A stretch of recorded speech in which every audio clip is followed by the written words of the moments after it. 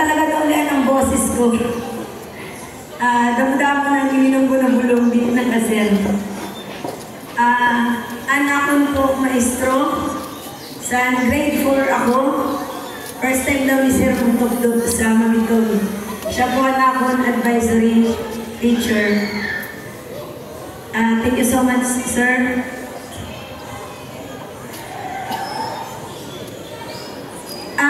Una po, akong dako-dako na pagrespeto sa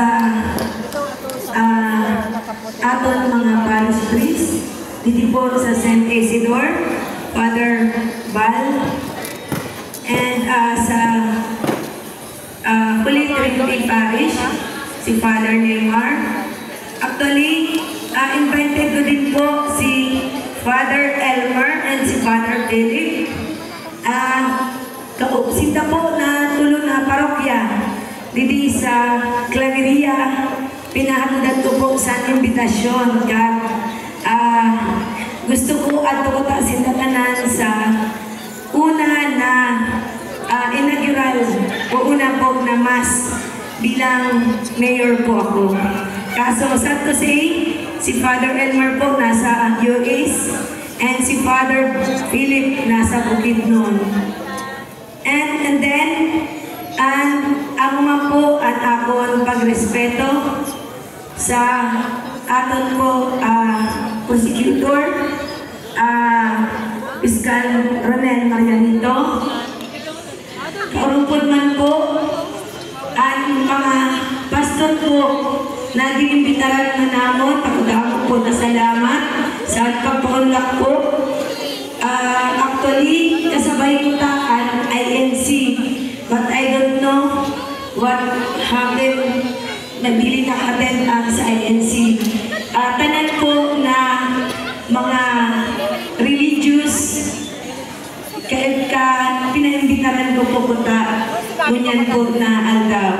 Ang man na akong pagrespeto sa Baptist Pastor Robinson Linis, SDE Pastor David Nakari Jr., and Methodist Pastor JC Talisik Jr. Ang man akong pagrespeto sa aton MLGO, Sir DJ Chodoro,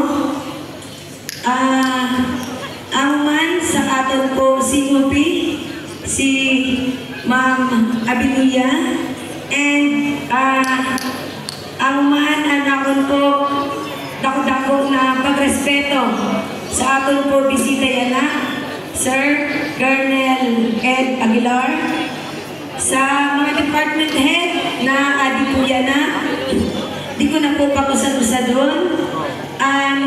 Adi man po gali from BFP, si Sir, sorry sir,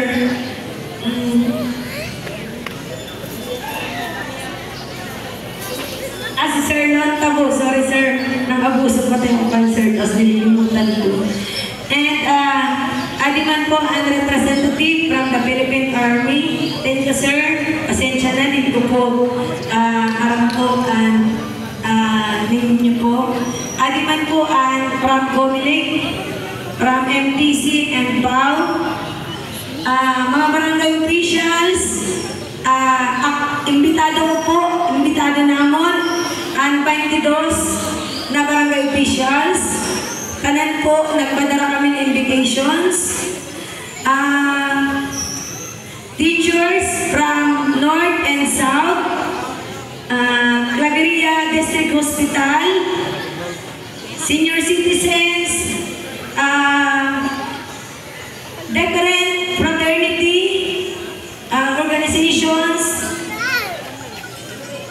Hindi ko na po kamo magkasal-usal doon, kaya baka may di ako ma-mentionar.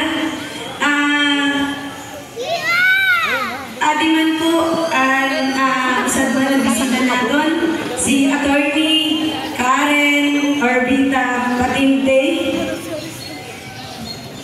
Mga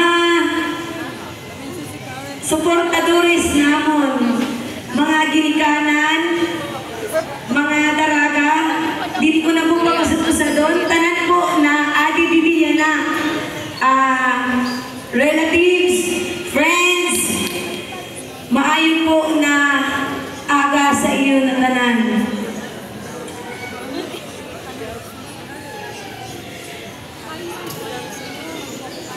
Ngayong araw po, ako ay buong pagpapakumbaba at pusong nagpapasalamat sa tiwala ninyong ibinigay sa akin upang magsilbi bilang punong bayan ng ating minamahal na munisipalidad. Hindi po biro ang tungkulin ito. Ito po ay isang malaking karangalan at isang napakalaking responsibilidad ng aking buong puso loob na tinatanggap. Dili madali sa akon ang naging laban. Dili inaningid sa kaaraman sa tanan. Inagiyan ko ang damo na entrega, pagdududa, kapag duwa-duwa.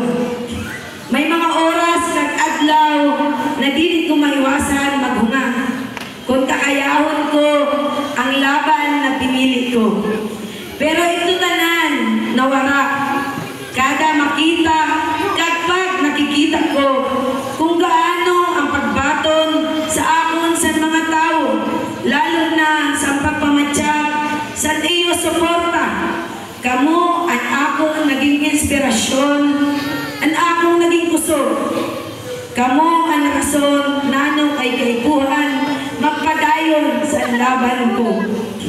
Sa tanan na barangay na ako nakagtuan, napati ko ang iyo boses, namatyagan ko ang iyo agrangay, kag ang iyo paghandom na dito napatunayan na dili ako sulong sa tunalaban.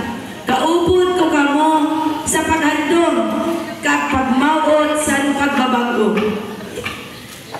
Ang inyong tiwala ay hindi ko itinuturing na simpleng tagumpay, kundi isang panata, isang pangakong magsisilbi ng tapat, bukas at may malasakit sa lahat.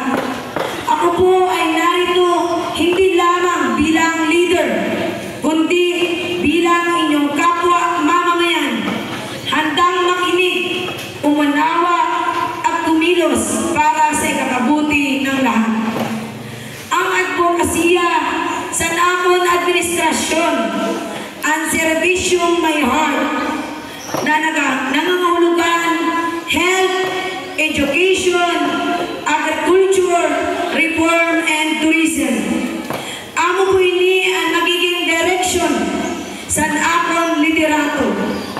Dili ako nagapangako na maging perfecto ang administrasyon ko. Pero ipinapangako ko na magiging presente na leader, kundi matiyag sa tao, dili lang ang akong presensya, kundi lalo na ang mga programa sa gobyerno. Ipinapangako ko na magiging bukas ang ating pamahalaan sa katotohanan, sa pananagutan at sa tunay na pagkakapantay-pantay. Lahat ng tinig ay may halaga. Lahat ng hinaing ay maririnig. At lahat ng pangarap ay ating pagtutulungan upang makamtan. Batid ko po na hindi magiging madali ang aking tatahakin. Marami po tayong kailangang harapin at ayusin. Ngunit naniniwala ako na sa pagkakaisa, sa tulong ng buong may kapal at sa matibay na suporta ng bawat isa sa inyo ay walang imposible. Gusto ko lang po hatagan sintor na ang ginahandog na nakag-asinso sa ating lugar. Dili lang responsibilidad sa usad na leader, kundi responsibilidad sa lambang sarok sa tuya. Kaya sa pagkakataong ito,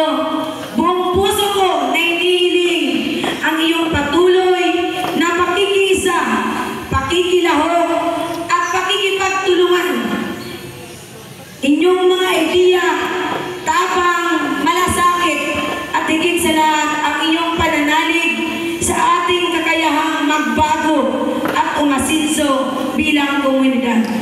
At lalong-lalo na po ang pakikisa ng lehislatibo para maisulong at maipatupad natin ang lahat ng programa sa ating bayan. Hindi ko magagawa at magagampanan kung ang lehislatibo ay humaharang o kumukontra sa ating programa para sa ating bayan.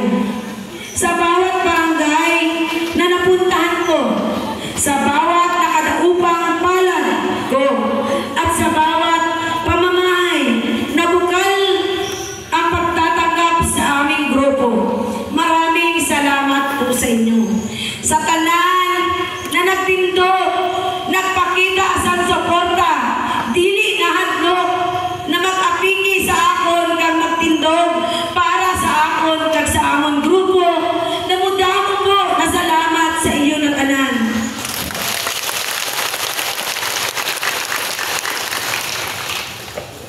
Buo ang aking lubog, ang aking puso, at ang aking paninindigan.